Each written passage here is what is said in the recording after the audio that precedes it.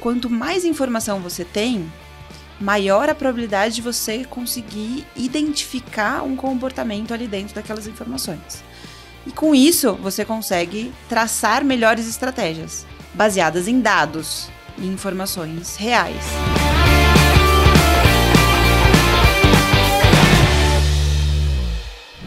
E olha, continuando aqui a nossa websérie A Tecnologia que Move os Negócios, patrocinada pela A2Works, locação on demand. Acesse o site a2works.com.br. Hoje eu vou ter uma conversa sobre dados, informação e, claro, também inteligência artificial. Vou falar com o SaaS. E eu tô aqui recebendo a Lizzy Nogueira, que é Senior Customer Advisor do SaaS. E aí, Lizzy, tudo bem? Tudo bom. Muito obrigado por você ter aceitado o convite. Obrigada a você pelo convite. Muito bom estar aqui. Agora, eu queria entender um pouquinho, Lizzy, o que é o SaaS? O SaaS é uma empresa de tecnologia. A gente está há quase 50 anos no mercado. A origem do SaaS vem da tese de doutorado do dono. Nós somos a maior empresa até hoje de capital fechado em tecnologia no mundo. Ele desenvolveu um software, uma linguagem para fazer a previsão da produção de ervilhas, da safra de ervilhas. Foi a tese dele. E aí, a partir desse programa que ele construiu, ele entendeu a importância disso e o quanto isso tinha potencial. Mas isso há 50 anos atrás? Isso há 50. Mas ele quase já era 50. Mas ele já era um software preditivo? Já era um software preditivo. Que loucura isso! A gente faz inteligência artificial há quase 50 anos. É o nosso DNA. Nossa, que loucura. Bom, então vocês, claro, obviamente, vocês estão muito inseridas no mundo dos dados, da informação. E as pessoas, elas que têm o SaaS ou colocam o SaaS para dentro das suas organizações, elas precisam de informação e desses dados de uma maneira compilada para que elas tomem decisões estratégicas. É isso ou não? Sim. Acho que o SaaS, nesses 50 anos, ele se desenvolveu e ele cresceu para várias atuações. Então, hoje a gente tem soluções dedicadas à prevenção de fraude, a gerenciamento de risco, soluções que estão focadas na parte do marketing, na jornada e experiência do cliente. Então, a gente tem soluções, previsão de demanda para a indústria, em diferentes setores. Mas o nosso coração é o analítico, né? É a previsão, são os modelos, é entender o que está acontecendo ali de forma analítica. E o dado, como você falou, é o papel essencial nisso tudo, né? Você não consegue fazer ou extrair informações estratégicas ou tomar decisões se você não tiver boas informações estruturadas para que você consiga analisá-las. Agora, uma coisa que eu ouvi algumas vezes é que informação é o novo petróleo. É isso mesmo? Dado é o novo petróleo. Essa é uma coisa que a gente escuta bastante no mercado. E o que a gente percebe, né? Quanto mais informação você tem, maior a probabilidade de você conseguir identificar um comportamento ali dentro daquelas informações. E com isso, você consegue traçar melhores estratégias, baseadas em dados e informações reais.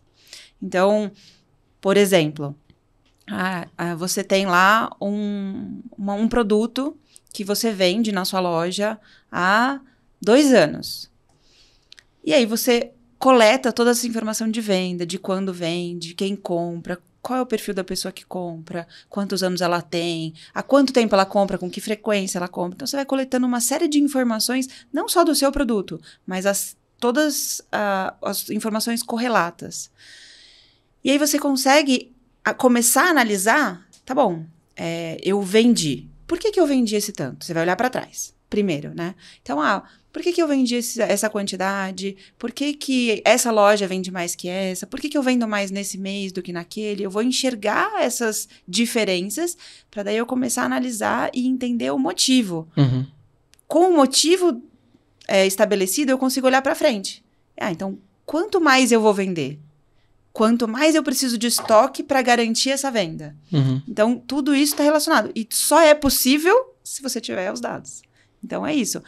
O dado, ele é a sua potência em informação para a tomada de decisão. Agora, Lizzy, quando você me conta isso, eu tenho uma impressão, e eu posso estar completamente equivocado, de que me parece ser uma coisa só para empresa grande. E que, às vezes, o pequeno empreendedor ou o pequeno negócio, ele não tem isso, ou não tem, às vezes, nem sequer a preocupação de ter essas informações. Eu tô certo ou não? Olha, eu diria que as médias e grandes empresas já viram e enxergaram e reconheceram o valor dos dados e da tomada de decisão baseada em dados. Mas o dado é importante para qualquer pessoa. Eu digo qualquer pessoa mesmo. Acho que até pessoa física pode se beneficiar das informações coletadas. Mas quando a gente fala nos pequenos e médios empreendedores, uma das dificuldades que eu acredito, né, que eles tenham é entender e operacionalizar isso. Normalmente são operações menores, né? Parar alguém para coletar essa informação, organizar essa informação, estruturar ela e começar a investigar ela, nem sempre é uma prioridade. Mas eu tenho certeza que fazendo isso, você consegue enxergar novas oportunidades e crescer a sua empresa. Agora, tem um amigo meu que ele também trabalha com dados, com informação, e ele falou assim, Fernando, sempre existiu um desafio com relação aos softwares, às plataformas de CRM, de dados, de decisões estratégicas, que é de imputar o dado ou imputar a informação para dentro desse sistema. Então, sempre tem uma coisa, putz, mas eu vou ter que colocar informação lá dentro. E aí, às vezes, a plataforma vai ficando super desatualizada e óbvio que ele vai te dar os gráficos todos errados e com zero informação, porque é o que ele tem ali alimentado. Hoje em dia, esse desafio dentro das empresas, das companhias, permanece? Quando a gente olha para pequenas empresas, eu acredito que exista, de certa forma, uma barreira, né, ou um desconforto em ter que parar e estruturar essa informação. A gente tem diferentes níveis de maturidade quando a gente fala nesse quesito. Mas cada vez mais, né, você vê as empresas se digitalizando. Então, o software que você usa no seu frente de caixa ou no seu e-commerce, ele já gera uma informação estruturada que é um ótimo ponto de partida sem que você tenha necessidade de fazer a imputação manual. Então, com isso, você já consegue começar a extrair informações e tomar decisões baseadas em dados. E aí, quando a gente fala em empresas maiores, vou dar um exemplo aqui, grandes varejistas, setor bancário, ou mesmo o próprio governo, já está estruturado há alguns anos para essa digitalização, já vê esse valor no dado. Então, é um processo que já existe e não tem essa barreira, essa resistência na hora de falar, eu vou ter que colocar essa informação no sistema. Isso já é uma rotina, né? Já é um hábito, então é bem mais fácil. Já está dentro da cultura, já está agregado, então está mais tranquilo. Lizzy, quero continuar o nosso bate-papo, mas sabe também quem pode potencializar o seu negócio com tecnologia? A A2Works, que tem um recado para você. Você quer liberdade para fazer seu negócio crescer sem imobilizar capital? Com um contrato flexível de locação da A2Works, você aluga tablets, notebooks, desktops, servidores, workstations e mini PCs com total liberdade para ajustar a quantidade conforme a demanda. Tenha tranquilidade diante das sazonalidades do mercado. Fale com a A2Works e dê ao seu negócio o espaço que ele merece para crescer. Muito bom, acompanhe a A2Works pelo site a2works.com.br, faça a locação do seu parque tecnológico com eles muito mais rápido, simples e econômico.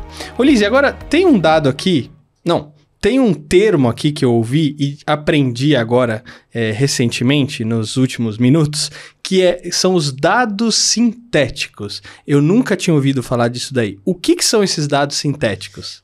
Bom, dados sintéticos são dados gerados através de machine learning, inteligência artificial, que capturam a essência do dado original, do dado real, e geram novas informações sintéticas. Mas aí não é fake news?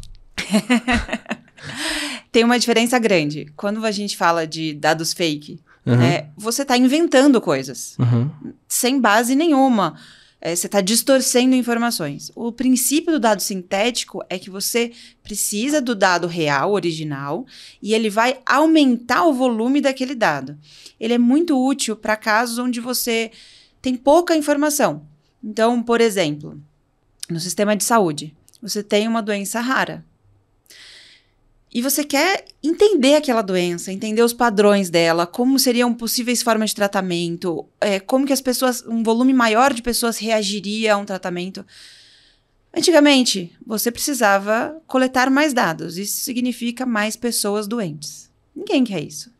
Com a tecnologia do dado sintético, você consegue aumentar as informações, gerar novos dados que mantêm o mesmo padrão do dado real. E com isso ter um volume suficiente para fazer uma análise. Ou seja, você não precisa esperar a coleta daquele dado novo. E aí isso vale para setor de saúde, para órgãos que são regulatórios, para eventos raros. O que são eventos raros, né? Por exemplo, transações fraudulentas num banco. Um banco tem 1 bilhão de transações por minuto. 0,1% dessas transações são fraudulentas. É uma coisa muito rara de acontecer quando você olha o todo. Uhum. Se você ignorar elas, né, e construir um modelo de detecção de fraude em cima do volume das suas transações, o modelo vai ser muito bom se ele acertar 99,9% das vezes. Gente, é um modelo muito bom, consegue fazer isso. O que ele vai fazer? Vai falar que ninguém é fraude. Por quê? Só 0,1% é fraude. Uhum. Então, ele só precisa detectar um pedacinho muito pequeno. Ele vai acertar na maioria das vezes. Mas na perspectiva do banco, é péssimo. Porque ele não vai conseguir detectar a fraude. Então, os dados sintéticos, eles podem ser muito úteis nessas situações. Porque eu pego um percentual de base que é muito pequeno, entendo o comportamento dele através de tecnologias de machine learning e aumento o volume dele. Com isso, eu consigo construir um modelo que entende melhor esse padrão. E aí, na hora de construir esse modelo de detecção de fraude, eu vou identificar pelo menos a maior parte desse 0,1% de fraudes que acontecem. Deixa eu ver se eu entendi. Vamos supor que... Vamos pegar isso para minha conta bancária, vai. Nos últimos 2 anos, eu economizei R$10 por mês. E isso vai somando e tal, não sei o quê. E eu tenho esses dados sintéticos aplicados a minha conta bancária. Ele analisa esses meus últimos 2 anos e aí ele me mostra os meus próximos 10 anos. E ele faz uma análise disso e ele fala assim, então se você continuar assim, daqui 10 anos, com base nessas informações que eu tenho, sua conta bancária vai estar assim. Mas não que necessariamente ela esteja, porque às vezes, de repente, pode vir uma urgência e eu gastei R$1.000. É isso ou não? Não exatamente. Não. O dado sintético, ele não vai fazer a análise em si e não vai chegar no valor da sua conta dali 10 anos. O que ele vai fazer ele vai aumentar o volume de informações similares à sua conta. Então, vamos supor que na carteira total do banco, eu tenha 1.000 clientes. 5 clientes fazem o que você faz. Entendi. Economizam R$10 por mês. Quando eu olho essa informação e eu quero saber, construir um modelo de inteligência artificial ou um modelo, né, enfim, para entender o comportamento dos meus clientes, este evento de salvar, né, economizar R$10 por mês é um evento raro, porque dentro da minha carteira pouquíssimos clientes fazem isso. Então, o modelo não consegue detectar isso. Falta informação. O dado sintético, ele vem para pegar essa pequena parcela e aumentar ela, o volume dela. Ele multiplica. Mas ele garante, ou o principal cuidado que ele toma quando eu multiplicar, eu não posso simplesmente pegar outras informações qualquer e jogar aqui dentro. Eu vou multiplicar de forma que o comportamento que eu estou analisando desse grupo pequeno se mantenha no grupo grande. Porque aí, com base nisso, eu tomo outras decisões, é isso? E aí, com base nisso, você passa a ter... Antes, a sua base de clientes tinha só uma fatiazinha que tinha esse perfil, e agora você tem uma base com uma fatia muito maior. Isso permite que, na hora que você vai construir um modelo de inteligência artificial em cima dessa informação, esse modelo entenda isso aqui como um padrão diferente do demais e leve isso em consideração.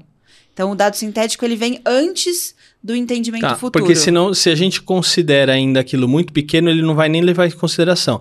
Isso aqui é tão pouco. Isso. Ele vai falar, isso aqui é uma exceção. Não é importante. Não é importante. Então, por isso que você trouxe o caso da doença rara. Isso. Porque a doença rara, ela é importante, principalmente para quem está sofrendo com aquilo. Mas num montante global, por exemplo, pessoas não estão estudando sobre aquela doença rara porque é uma em 1 bilhão que tem aquela doença. Então, você tem 8 bilhões de pessoas, 8 pessoas no mundo têm essa doença, ninguém vai estudar essa doença. O pessoal vai estudar o sarampo que afeta todo mundo. Perfeitamente. É isso. É isso.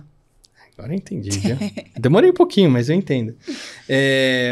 Ô, Lizzy, agora, como é que tá essa questão da inteligência artificial? Porque eu tô entendendo que o SAS está tendo uma preocupação sobre a regulação ou regulamentação do uso da inteligência artificial. Como é que vocês estão se posicionando e estão vendo toda essa transformação aí acontecendo? Bom, quando a gente fala em inteligência artificial, como eu falei para você no começo, né, a gente faz isso há 50 anos, quase 50 anos. A gente se preocupa muito com o acesso à inteligência artificial, a democratização.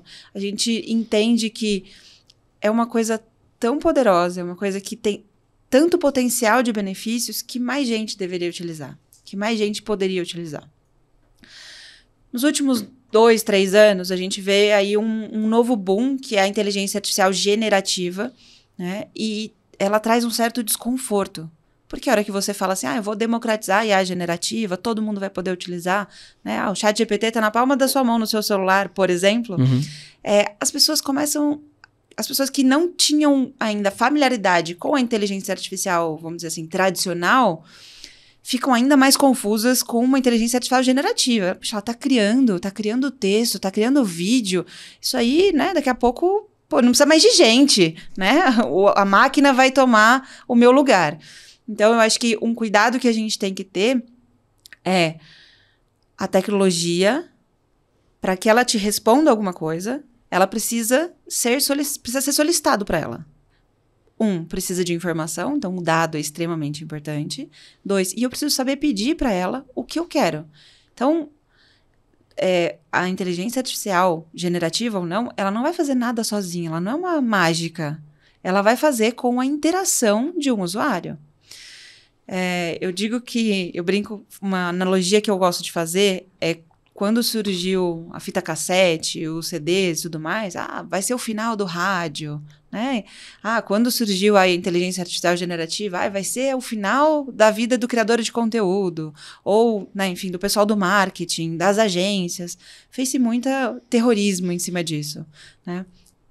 Mas, na verdade, cada um vai entender como utilizar essa tecnologia da sua melhor forma. Do mesmo jeito que hoje na rádio, você tem lá a música, né, em MP3, enfim, em formato digital, sendo tocada na rádio e ela sendo consumida em plataformas de streaming, enfim, baixadas, etc. E a venda de CDs continua. Né? Você tem um espaço para todo mundo. Você vai ter aquelas pessoas que vão usar muito a inteligência artificial generativa e, por isso, não vão, de repente, contratar uma pessoa para fazer determinada ação, ao mesmo tempo que aquelas pessoas que já produzem conteúdo podem, sim, alavancar isso usando bem a tecnologia a favor delas. Então, brainstorms criativos, toda a parte de ter um assistente ali do seu lado que não se cansa, né, para atividades que são mais maçantes, ou que você precisa de mais ideias ou variações, ou para você ter um bom ponto de partida. Então, ela tem muito ganho. O SAS, ele tem uma preocupação quando a gente fala, né, no uso da inteligência artificial, seja generativa ou não, no sentido de tornar ela o mais justa e ética possível. E o que eu quero dizer com isso? Quando a gente fala em modelos, por exemplo, os bancos têm modelos que avaliam as pessoas para dizer se eu posso ou não conceder crédito para elas. Isso já é usado há muitos anos pelos bancos. Esses modelos, eles buscam características dentro das informações dos clientes dele para dizer, este perfil de cliente tem mais chance de me pagar o que eu estou dando empréstimo para ele, e esse cliente tem menos chance de me pagar. Dessa forma, o que o modelo faz, ele encontra variações nos dados. A preocupação que a gente tem, e aí eu entendo que vem muito da regulação também, essa mesma preocupação, eu não posso usar características da pessoa para dizer se ela vai ser boa ou mal pagador que sejam discriminatórias. Então, por que um determinado perfil de cliente não consegue aprovação de crédito nesse banco? Não consegue abrir uma conta? Quais são as características que estão sendo levadas em consideração? Elas são características realmente que fazem sentido, que são justas, ou elas são discriminatórias? Então, esse é o tipo de preocupação que a gente tem e é um esforço que a gente faz muito grande para garantir que as empresas que utilizam as nossas soluções consigam fazer esse tipo de análise.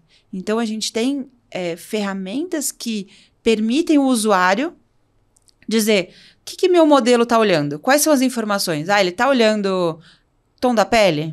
Ele está olhando escolaridade?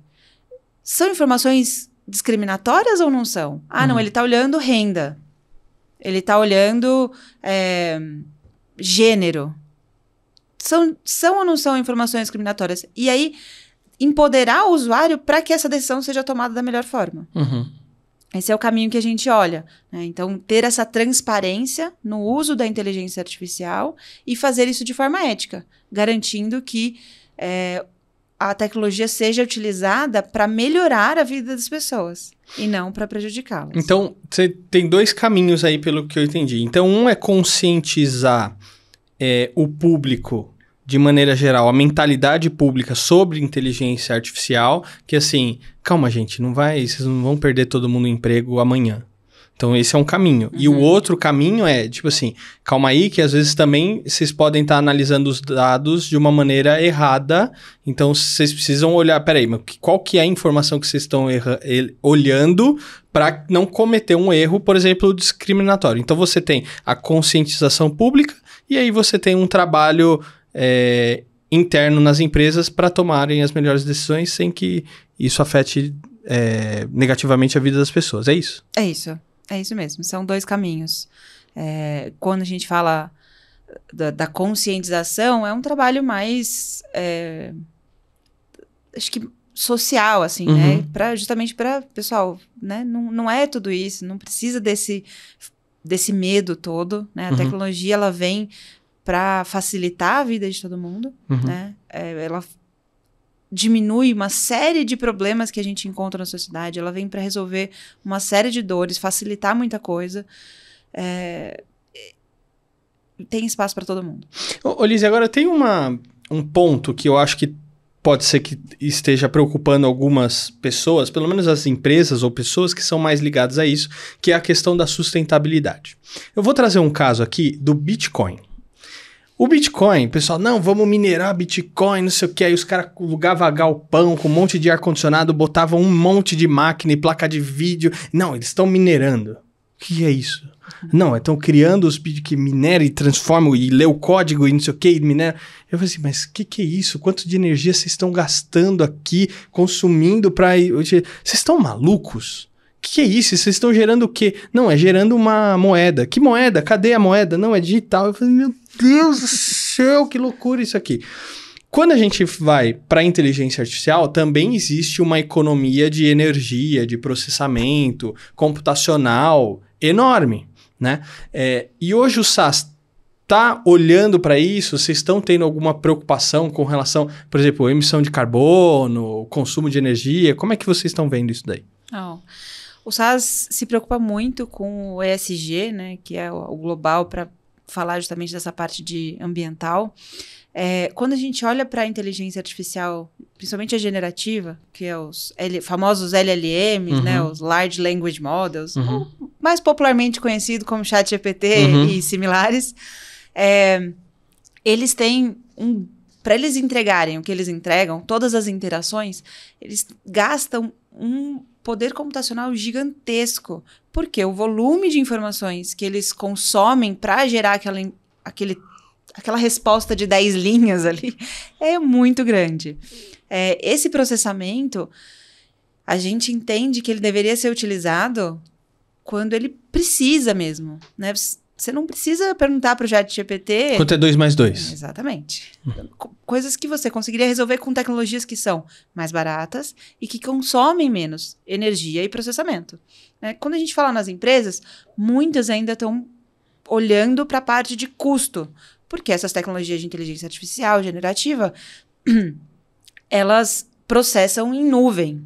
E aí elas têm um ambiente, como você falou, uma série, como se a gente fosse materializar isso, seria um galpão gigante com um monte de processadores, ar-condicionado. Enfim, você tem ali um gasto energético e um gasto computacional muito grande. Ainda vejo pouco a discussão sobre o quanto isso impacta o meio ambiente, emissão de carbono, né, consumo energético e tudo mais. Por outro lado, quando a gente olha os principais players que entregam esse tipo de tecnologia, né, artificial generativa, a gente está falando de Amazon, a gente está falando de Azure, eles são tecnologias em nuvem. E são empresas que já se preocupam e que já têm diretrizes claras para a redução ou para atingir, né, o carbono zero. Uhum. Então, uma empresa que contrata, por exemplo, o ChatGPT para fazer uso desse serviço, né, via Azure, a Azure já está olhando para a emissão de carbono, para anular essa emissão de carbono do consumo. Uhum. Então, ao mesmo tempo que falta uma conscientização de preocupação de dizer, eu não preciso usar ele para tudo, porque é caro usar ele para tudo e porque ele vai gerar um impacto ambiental. Quem está entregando esse tipo de tecnologia para a maior parte das empresas já olha para essa questão ambiental também. Então, tem ali diria que um balanço. Não tinha como fazer um filtro dessas coisas, porque, por exemplo, pegar o ChatGPT, que ele é uma ferramenta gratuita. Então, as pessoas entram lá, para as pessoas não tem gasto. Porque ela foi lá, fez uma pergunta e foi respondida. E pronto. Então, não seria uma coisa de colocar um filtro para as pessoas? Tipo assim, quanto é 2 mais 2? E o chat já... Você não precisa dessa resposta. Você sabe quanto é. Sabe Use alguma calculadora. Você... Não, mas se o pessoal 2 mais 2 com calculadora, pelo amor de Deus, né? Então, tipo assim, ter algumas coisas, ou até mesmo acabar tendo uma cobrança, porque...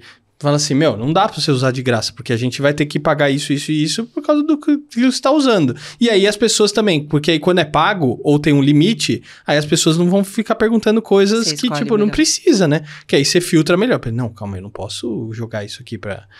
Não sei, o que você... eu acho que talvez um limite, né? Assim, eles lançaram recentemente a última versão, né? O Strawberry do ChatGPT, e ele... Ou na versão gratuita, hoje você tem um limite. Você usa lá, eu não sei quantas vezes, mas você usa algumas vezes e aí ele volta para o modelo anterior que é mais barato para eles. Uhum. Mas talvez um sistema de crédito fizesse um pouco de sentido. Porque justamente é isso. Eu não preciso perguntar tudo, né?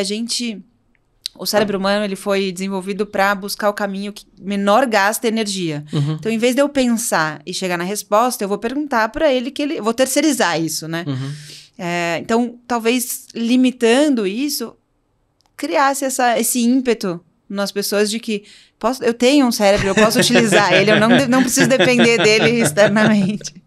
Ô, Lizzy, agora é o seguinte, cada país tem sua própria regulamentação. Eu acho que ainda está muito amplo quando a gente fala de inteligência artificial, porque as pessoas ainda estão se decidindo, até mesmo com o negócio de internet, rede social, o pessoal ainda está discutindo muitas coisas. Então, você vai para os Estados Unidos, tem uma legislação, o Brasil tem uma coisa, Europa outra coisa, Ásia e assim por diante. Como é que o SaaS, porque o SaaS é uma empresa global, como é que o SaaS tem lidado com isso para atender as regulamentações e as exigências de cada um dos países? O SaaS se preocupa muito com essa questão de regulamentação da inteligência artificial e a gente participa, sempre que a gente pode, de todos os comitês. A gente tem uma aproximação, principalmente nos Estados Unidos, uma aproximação muito grande com o governo americano, no que fala, né, toda a parte de ética e de regulamentação da tecnologia. Ao mesmo tempo, a gente tem escritórios espalhados pelo mundo inteiro, a gente tem clientes em mais de 180 países, e a gente precisa estar de olho, né? A gente precisa garantir que o nosso software está em compliance com as regras daquele local. Uhum. Então, toda a nossa equipe jurídica, né, do time local e do time global fica alinhada para que a gente possa entender quais são essas diferenças e, caso haja impactos diretos no software, como que a gente vai lidar com isso? O caso da LGPD, da GDPR, né? Enfim, você tem regulamentações de proteção de dados diferentes, com pequenas ou grandes diferenças ao redor do mundo. E hoje a gente já tem isso dentro da empresa, da cultura da empresa, para o atendimento, né? A gente já padronizou esse atendimento, independente de onde a gente está comercializando o software. A gente já está em compliance com tudo. E eu entendo que a gente vai seguir o mesmo caminho quando a gente fala em regulamentação da inteligência artificial. Até porque, como eu falei para você, está no nosso DNA, né? Então, não tem como a gente fugir ou desviar e falar, não é para mim isso. É para mim, a gente vai fazer e vai fazer da melhor forma. Muito bom, ou seja, dados, informação, inteligência artificial é para todo mundo, né? Sem dúvida nenhuma. Muito bom. Lizzy, obrigado por você ter vindo até aqui, topado, participar e me ajudado a levar um conteúdo relevante pro pessoal que acompanha aqui. Obrigado. Obrigada a você pelo convite, foi um prazer estar aqui.